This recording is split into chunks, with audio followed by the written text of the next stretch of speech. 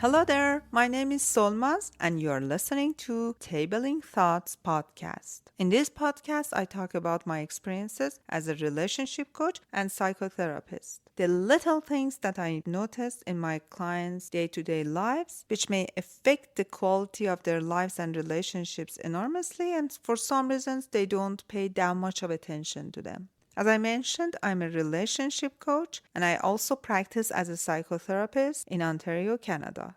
In order to get more information about me, you may check my Instagram account, YouTube, or my other podcasts via the links in description. This is the 34th episode of Tabling Thoughts podcast, and we are going to talk about three very important types of fatigues: emotional, compassion, and hope fatigue.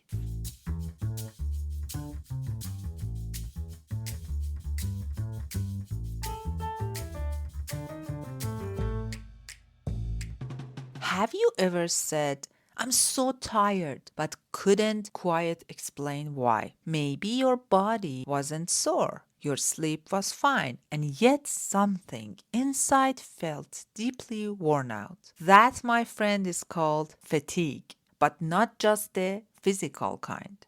Fatigue can show up in your heart, your mind, your spirit, or your relationships, even in your hope. It's the quiet depletion that creeps in after stress keeps stacking up without proper rest or recovery. And many of us don't even recognize we are fatigued until we have hit a wall. In today's episode, I want to unpack this, not just one type, but many, because naming what you're feeling, whether it's emotional fatigue, compassion fatigue, or hope fatigue, gives you a map to navigate out of burnout, numbness, or overwhelm. Each kind of fatigue needs its own kind of rest, its own kind of care. So whether you are a therapist, a parent, a partner, a human just trying to survive, it matters that you hear this. This episode is for those silently carrying too much.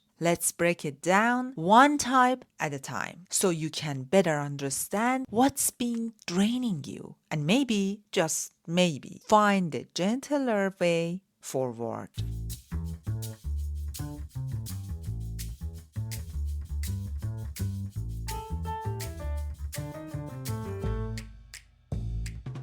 Emotional fatigue is the first kind that we are going to explore. Emotional fatigue is what happens when you are constantly processing intense feelings, whether they are your own or someone else's. You might be absorbing conflict, grief, worry, or even joy, but without enough space to digest it all. It's the emotional version of running on fumes. It shows up when there is no time or support to recover from one emotional wave before the next one hits. It's especially common for those who are highly empathetic or in roles where people constantly lean on them. You may find yourself snapping over small things, crying unexpectedly, or feeling you're done with everyone. Sometimes it looks like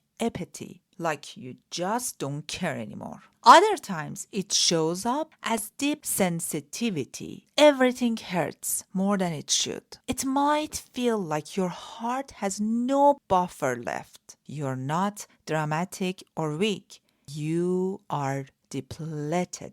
This fatigue often disguises itself as burnout or bad mood, but it's deeper. It's what happens when emotions pile up and you don't have the time or tools to release them. Emotional fatigue is heavy. It makes joy feel unreachable and connection feel like too much work. It can come from your own trauma or from being a container for everyone else's pain. When left unchecked, it can lead to disconnection from yourself or others. The antidote isn't just rest. It's emotional release or replenishment. Journaling, crying, creative expression, movement, these can help metabolize the stuck feelings. But first, you need to notice and name it. So if your heart feels hollow, numb, or overrun, this might be your signal. You're not broken, you're emotionally exhausted.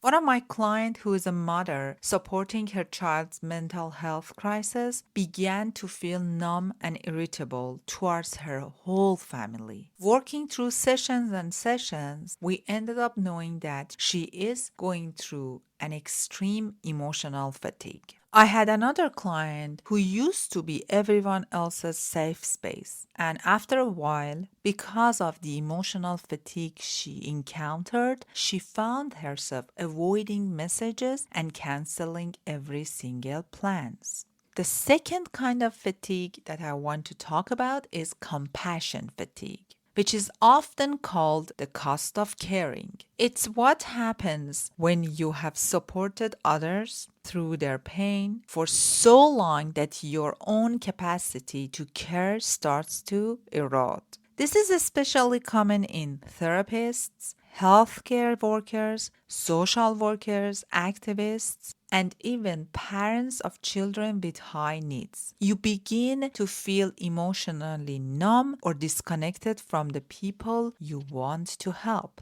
You may catch yourself thinking, I just don't have anything left to give. It can feel like your empathy is on empty.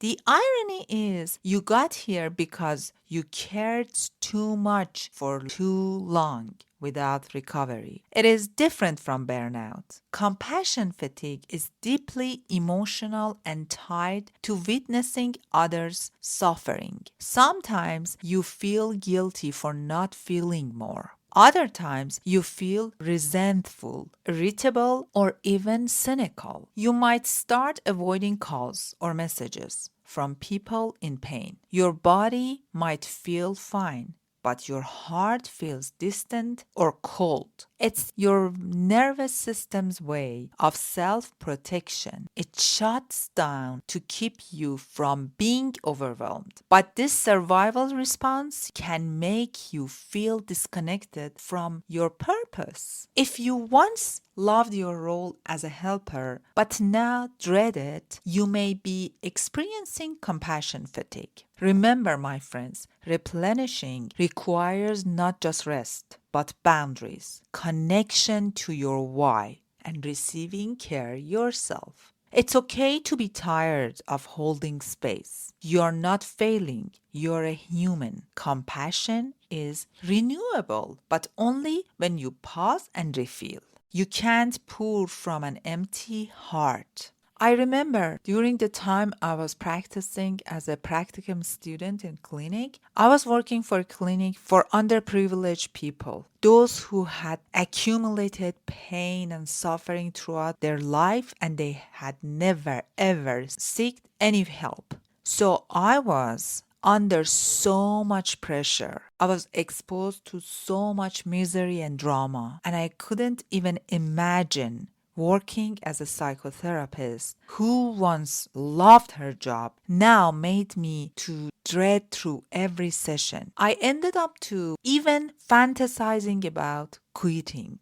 As another example, I remember I used to have a client who was nurse. She felt cold and robotic while caring for patients after years of emotional exposure. Of course, working through each session, we found the root causes of this kind of emotional fatigue in her.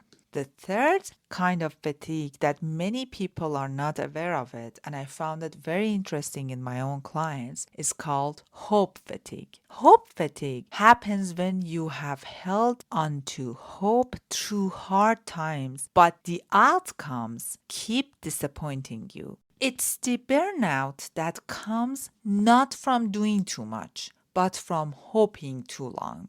You start with good intentions and optimism. You keep telling yourself this will pass, it will get better. But as reality keeps falling short, your hope thins out. You begin to feel like you're stuck in a loop. Same problems, but different days. It creates a quiet despair, not explosive sadness, but a slow emotional erosion. You might stop setting goals or stop visualizing a future because it feels pointless. It's especially common in those facing injustice, chronic illnesses, immigration struggles, or societal oppression. You may look like you are functioning, but inside you have gone emotionally flat. This fatigue kills dreams gently. It says, don't try, it won't work. But naming it as a fatigue, not failure, can help. Because hope fatigue isn't about weakness, it's about grief. Grief for how things haven't turned out. Recovery starts with acknowledging the loss and finding new kinds of hope, smaller and more grounded ones. Hope doesn't need to be big or bold. It can start with maybe today will be a little easier. Let yourself hope in doses you can hold, because even tired hope is still a form of courage.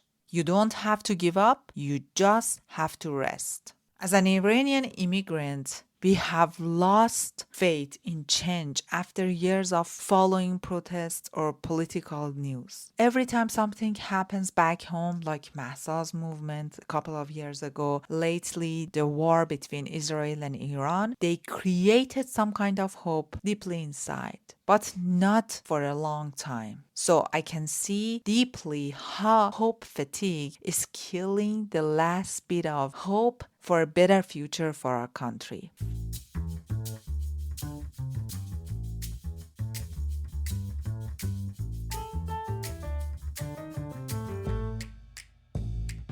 Okay, my friends, we explored three kinds of fatigues in this episode of podcast: emotional fatigue, compassion fatigue, and hope fatigue. Three types that many of us carry without even realizing it. If any of these resonated with you, take a deep breath and know that you are not alone and your tiredness is valid. Sometimes just putting a name to what we feel can be incredibly healing. At the same time, I would really love to hear from you. Did any part of today's episode speak to your current season of life? Have you been feeling one of these more than others? Please leave a comment, especially if you want me to continue with this series of different kind of fatigues and dive into the rest of the fatigue types. There is so much more to unpack, like hope fatigue, decision fatigue, social fatigue, and more. If this is something you would like to keep exploring together, let me know. Your feedback helps shape these conversations. So till next time, be gentle with your energy and with your heart.